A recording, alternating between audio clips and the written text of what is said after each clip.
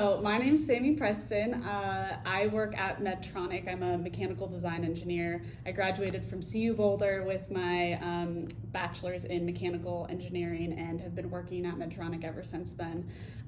I primarily work on the design of big platform surgical devices and then the little tools that kind of support those devices. And all of the stuff that I'm working on is going into the operating rooms in hospitals. Medtronic has a ton of different devices that we work on, everything from pacemakers to insulin pumps to these big platforms that I'm talking about. But specifically what I do is primarily operating based design work for those devices.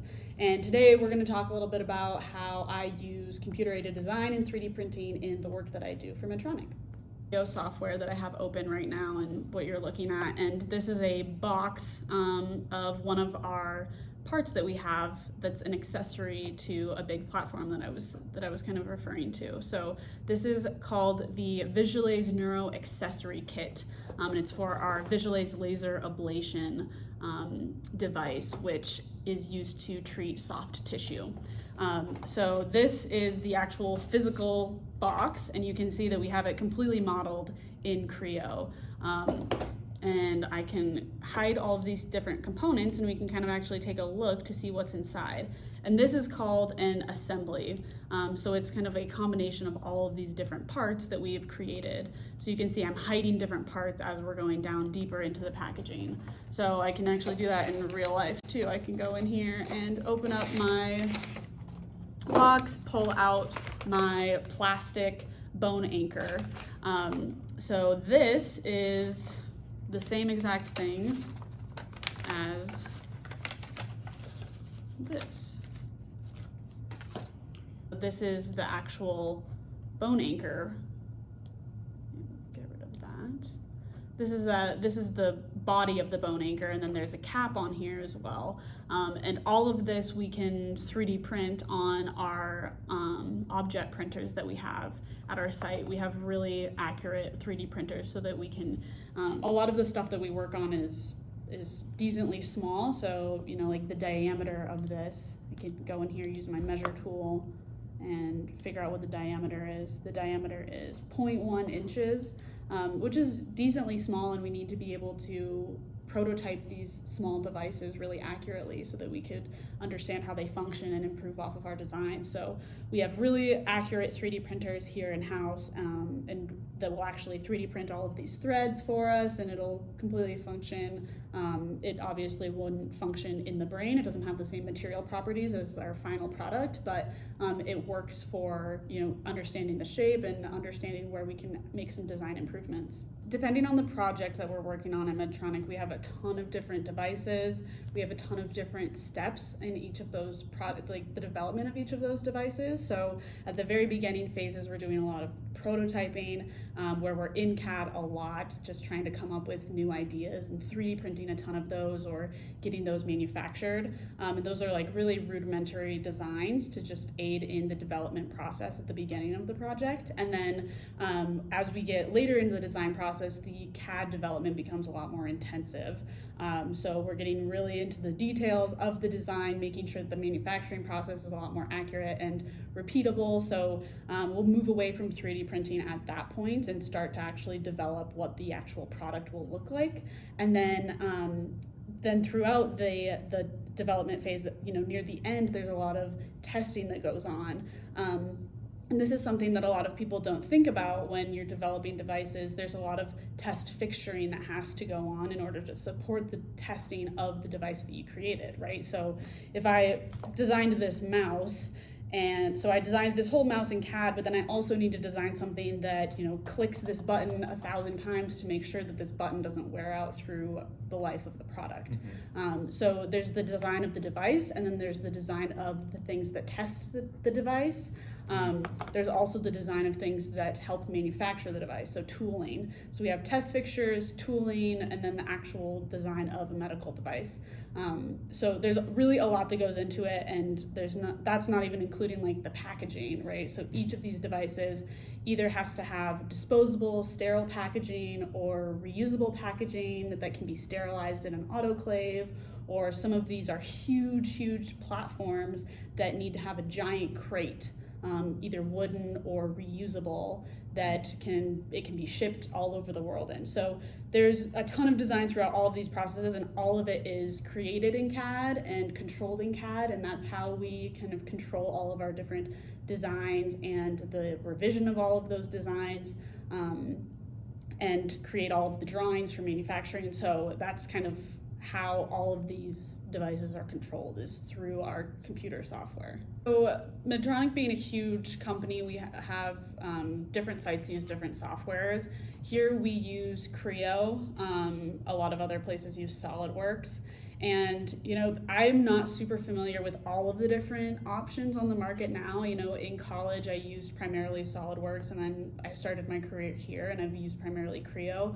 I know that there's a lot of like online based ones, or some that are better for rendering and some that are better for like designing bigger layouts of, you know, buildings and things like that. So ours is specifically used for kind of broad CAD design, and you know, like you could design anything from like a tiny microchip to like a huge building in Creo.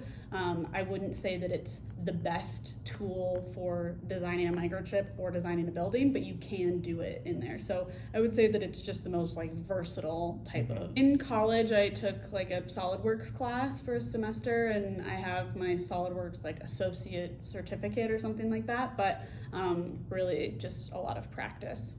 I think just trying to kind of shift your brain and thinking about the different steps of building something, instead of thinking of just kind of like wishing it into existence, right? Like you have to start out with like a block and then carve that block down.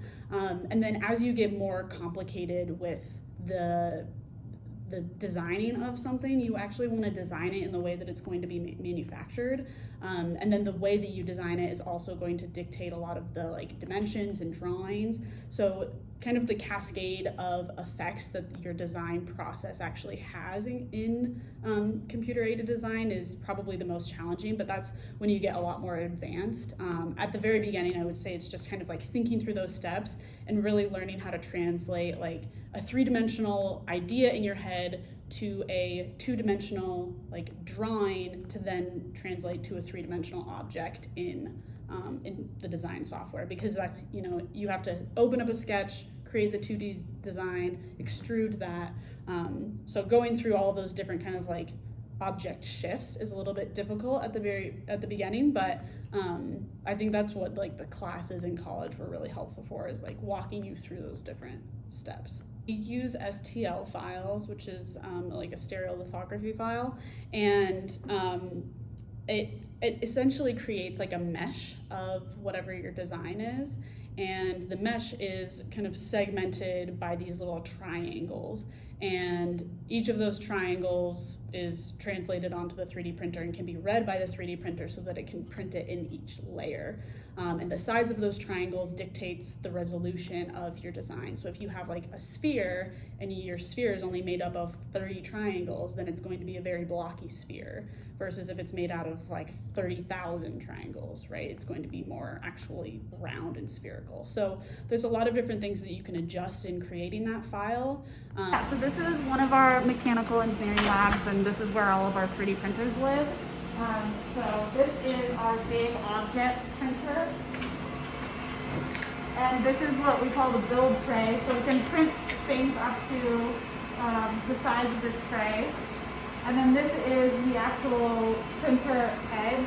So all of the 3D printing material comes through these heads and kind of slides across the 3D printer. And this is a polyjet printer. We also have, over here, we have a stereolithography printer. So if you look inside of it, you can kind of see there's a part coming up right here.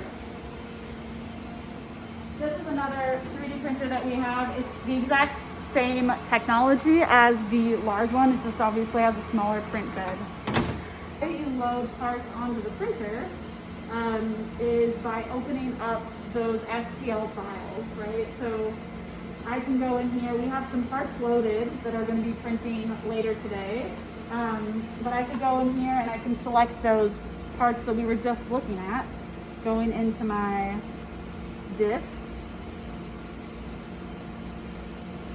And when I'm loading the parts in, I actually have to choose what units it's in. So this cap is in millimeters. I'm going to insert it. And then I'm going to insert the actual anchor in inches. Insert.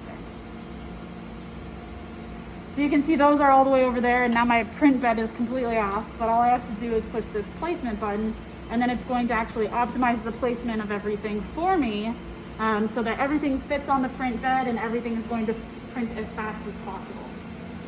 So now that I have everything on here, and look through the top. This is the bone anchor that we were just looking at in the CAD software, and this is the lid for that bone anchor. All of these other products that are right now on the print build are going to be used for testing other devices and are someone else's designs that we can all print at the same time to kind of optimize the use of our 3D printers. And then to start the print, I just go in here and I click build. You can change the materials that you want to use for each print, but right now we're just using Neuro white. That's what's automatically already loaded into our printers. We use that for almost everything, and it's really just like an ABS plastic-like material. Now, I have a couple options here when I'm loading the printer. I can go high quality, high speed, or automatic. I usually just go with the high speed option. You can see because these parts are really big that it's going to take a decent amount of time. So if I go high speed, it's going to take about 8 hours to print. I'm going to click next to the 3D printer software, and I have to make sure that it's turned on. So right now it's off. I'm going to turn it on. And these are all of the different materials that we have loaded in. So these are the support materials, and this is that Neuro white material that I was talking about. It shows how much material we have left. Looks like we'll probably have enough for this print. I can go back to my software and just make sure that we do have enough, and we're good. So now it's going to start the print. It's going to take about 8 hours to print, and then we'll come in on Monday and pull it off.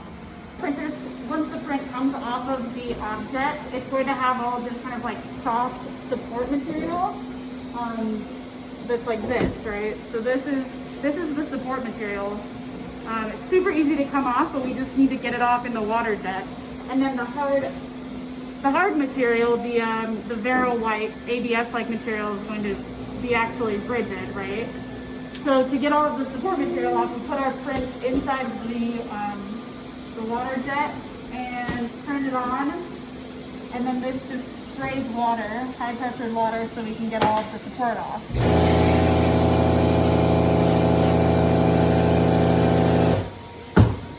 And that's how we clean our parts.